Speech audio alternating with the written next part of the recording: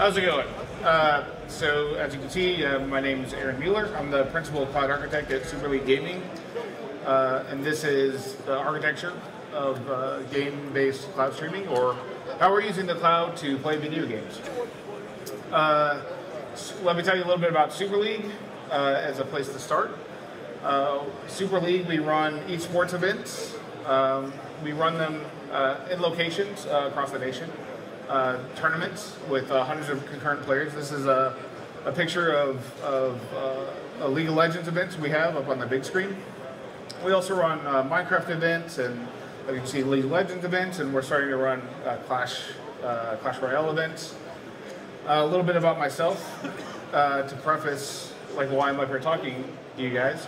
I've held jobs as a developer, systems administrator, DevOps, also an avid gamer, and now at Super League I do all of these things sort of under one job.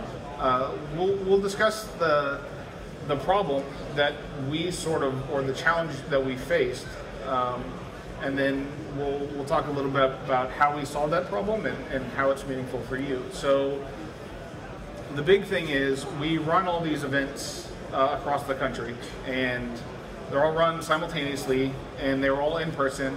Hundreds of concurrent players playing in these tournaments, and lots of hardware localization, specific to these events. Here's a map of the different clubs we're currently running across the nation. And so each one of these locations was a theater, and we had sort of a setup like this. Not unexpected, pretty much what you would have at your house, except we had a big projector at a movie theater as opposed to your screen. A lot of specialized hardware to run this, and so we were using AWS at the time for our website and stuff like that, nothing remarkable. And at the time our CEO said, I want to take all this content we're generating and I want to be able to watch it. I want anybody to be able to watch what we're doing. We have a lot of neat stuff, but you have to come to the theater. And so my solution was, why don't we do visualization of these games in the cloud?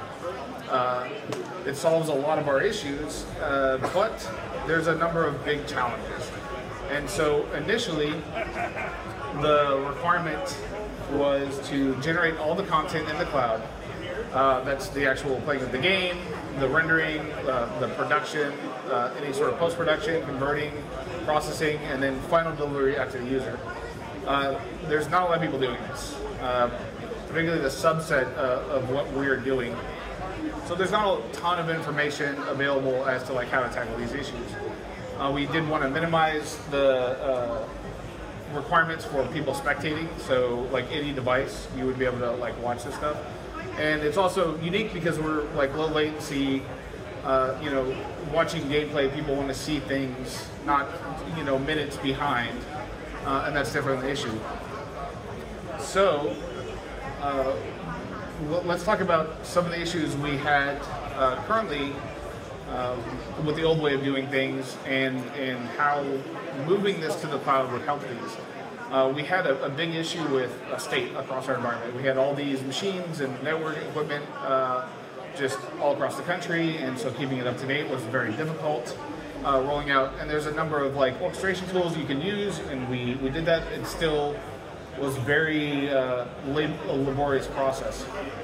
So moving to the cloud, we were able to implement immutable infrastructure. And so this allows us to basically we don't need state across our environment, right? We can spin up a box, or an environment, we can configure it, vet it, and then every time we spin it up from there on, it's consistent. It also allows us to scale out. Since we're an event-based company, we're not running this stuff all the time. And traditionally, we had all this CapEx investment and all this equipment sitting out there, and then when we're not running events, it's sitting out there, right? And so now we can spin up all this stuff for an event, run the event, and shut all this stuff down. It allows us to codify our infrastructure, and we've tracked this behind the API. And all this work was actually done when I came into the company prior to this, and it set the groundwork for a lot of the stuff we're looking to do. We use very expensive equipment in the cloud, G2, G3, all like GPU instances, and we run hundreds of them concurrently across multiple zones. Running this all the time could be hundreds of thousands of dollars, but running lots of them for a few hours is actually very cost effective. Running games in the cloud, there's definitely some things to consider, but this is, you can also abstract this. What we've realized is it's not just about running a game, we're running like user software in the cloud in such a way that doesn't require a user.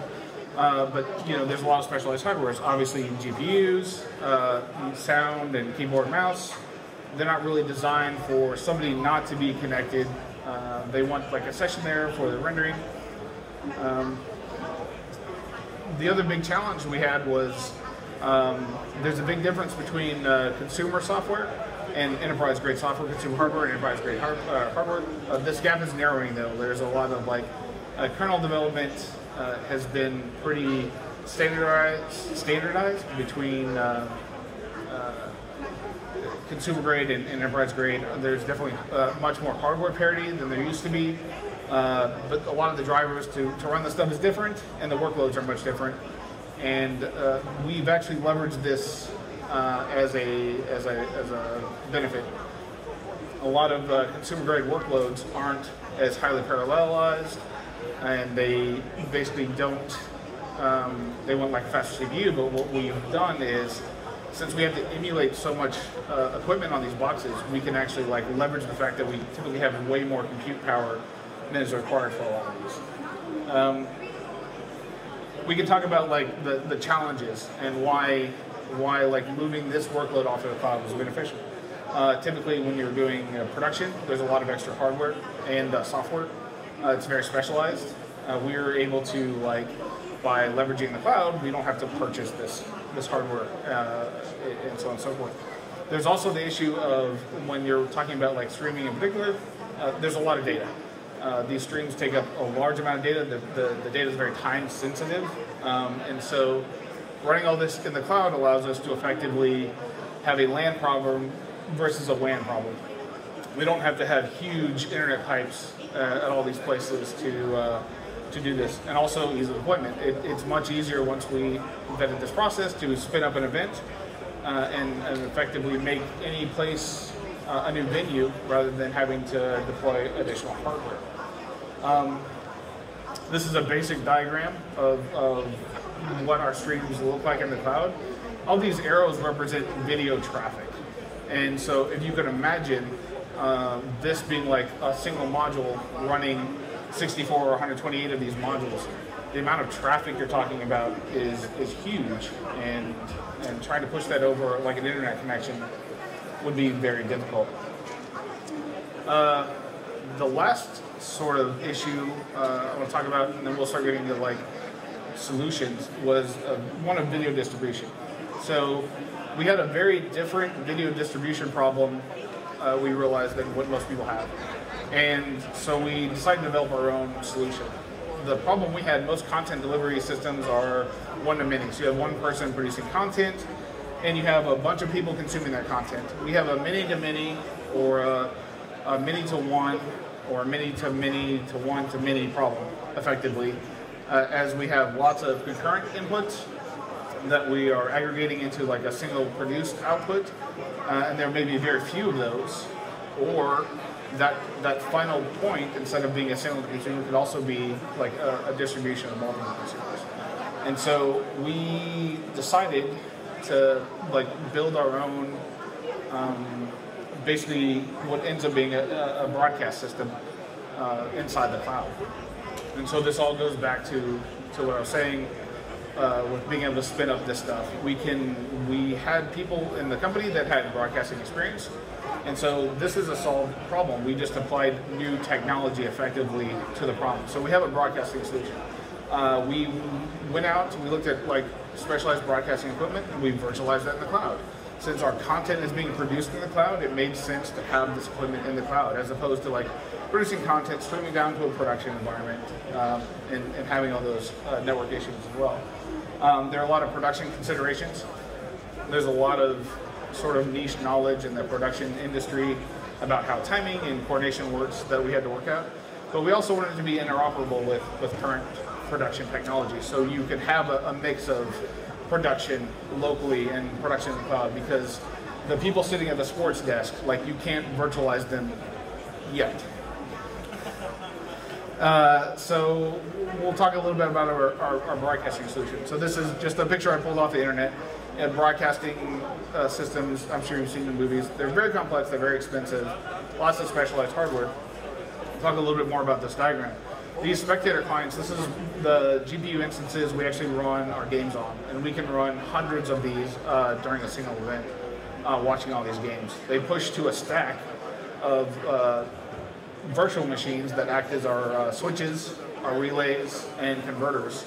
And we have a number of different levels that we use, and they're pretty interoperable. Then we can then send the streams that we want to record, or all the streams we want to record, to a stack of servers that do recording. And then we pull in effectively a subset of those into our broadcaster, which is our broadcast booth in the cloud, basically. And we mix all that, do the final production. We send that back out to our switch and convert it to the final distribution. We do have a set of applications that produce visualization for us. They consume the game data, and so we can put meaningful game data as it's happening up on the screen. And we can put that into our relay and overlay it there, or we can overlay it in our broadcaster. And so that gives us this whole process. These inputs, labeled here as spectator clients, but realistically any sort of video input can be handled by the system. And so now our paradigm has changed. We run all of this in the cloud, and we deliver it simply to any sort of web browser capable device that has a screen hooked up to it. And that's allowed us to move from 16 locations to many locations. This is an event we ran in New York. As you can see, they have this really nice setup. This is us doing a test for Clash Royale, which is a mobile game. Since we're not tied to devices, we can emulate mobile devices and run mobile games. We're currently running events across Microsoft stores all across the nation. We set up a traditional broadcast booth here in our office, and we're meshing all the stuff we're doing in the cloud with this broadcast booth, right? And streaming it out, and it works well. We've done events at Buffalo Wild Wings, and again, this is Michael Molman, I call him Molman, and he's shoutcasting one of our events from our office with all this stuff being run in the cloud.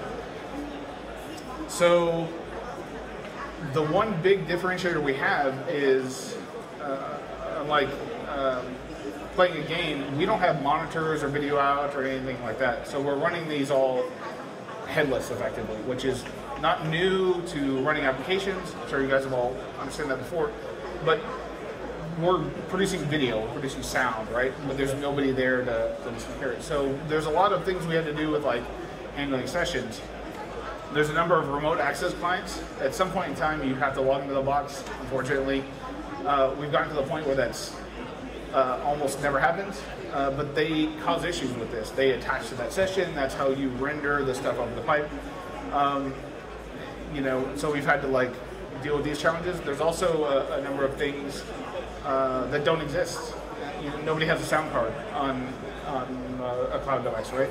There's no keyboards and mice hooked up. So there's a lot of emulation we have to do because at the end of the day, these applications are designed for somebody to type in and click and interact with them. So we developed an API that does all this. We quickly realized this is beyond human scale. When we're running hundreds of devices, trying to log into all these devices or manage all these devices, it can't be done. The other thing is we need programmatic access because we don't have tons of operators sitting in a production booth hitting buttons and doing all this other stuff.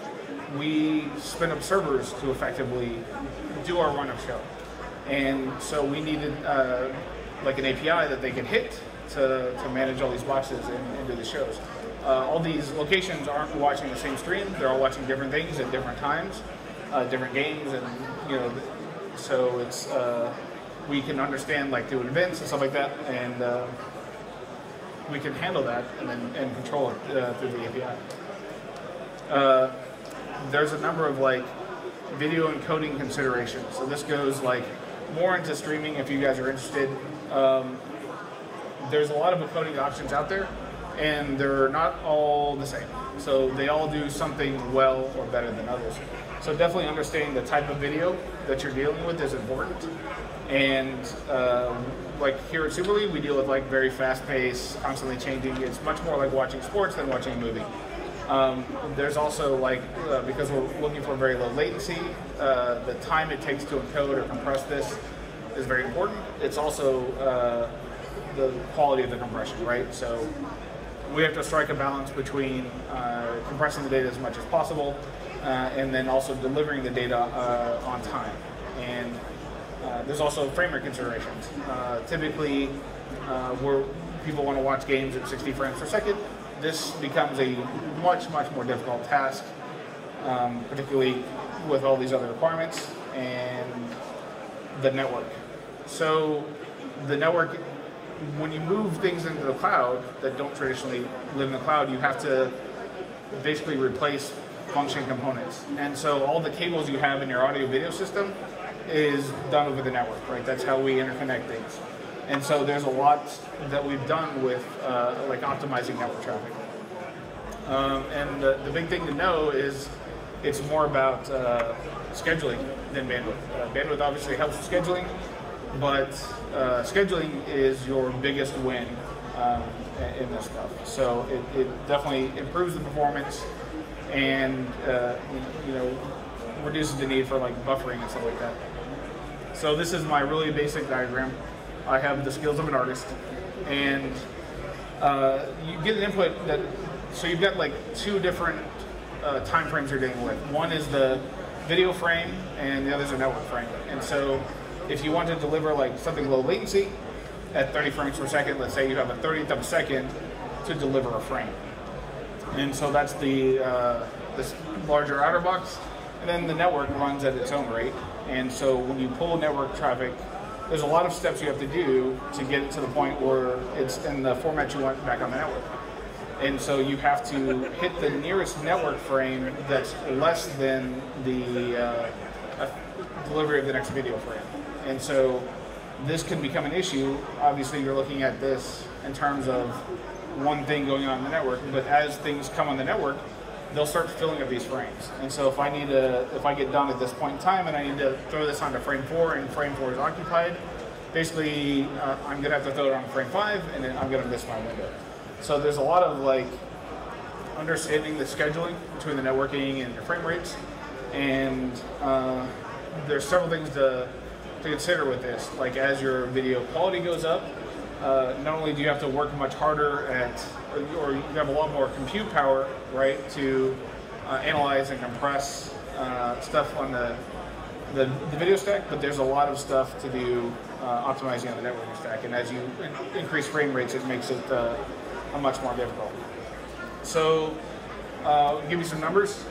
We do wire speed and real-time transcoding. So we can go through this whole process, 4K 60 frames per second at a pretty high concurrency, and we can pull basically from a time a video packet is produced on the client, we can adjust it, go through this whole process and put it back on the back on the network out to its destination in under that video sync time frame. We talked about like the throughput. Our to give you an idea, at 1080p, even at 30 frames per second, we're talking about like 6.5 megabits per second for a stream. It's about 8 times that for 4K video. But our final deliveries are in the 4.5 to 6.5 megabit per second range. So we actually have like a pretty high amount of compression while maintaining quality. And we can switch well over 164 concurrent inputs per module. And then we can just spin up as many modules and link the modules as we need. So we have like a huge capacity for ingesting and producing content. Any questions? Ad insertion. Currently we're not doing ad insertion. We're all like our events are either sponsored or it's us running it, so we're not doing it. But theoretically, we have like services that could consume inputs such as that, like web-based inputs and stuff like that, and we could like injected either in the broadcasting layer or in the switching layer. So we could do we do things with like geo-based or location-based broadcasting production, right? So like the team in LA gets LA logos and the team in Boston gets Boston logos, right? Even though it's maybe like the same basic input feed. Any other questions? Did you mention what you're using for transcoding or for your encoders? The question is, what are you using for transcoding and encoding? Yeah, we produced our own transcoding stack in-house to do this. So it's like we're doing it all on GPU instances using NVIDIA thing. I can't think of the name, sorry. Any plans to use Elemental for any parts of this? Any plans to use Elemental for any parts of this? Not currently, no. It's an interesting a lot of the requirements we have are like unique, I guess, to our business, and they don't necessarily like transpose to other businesses, right? But the gist is like I think there's a high opportunity to move like what is traditionally like unthought of workloads into the cloud.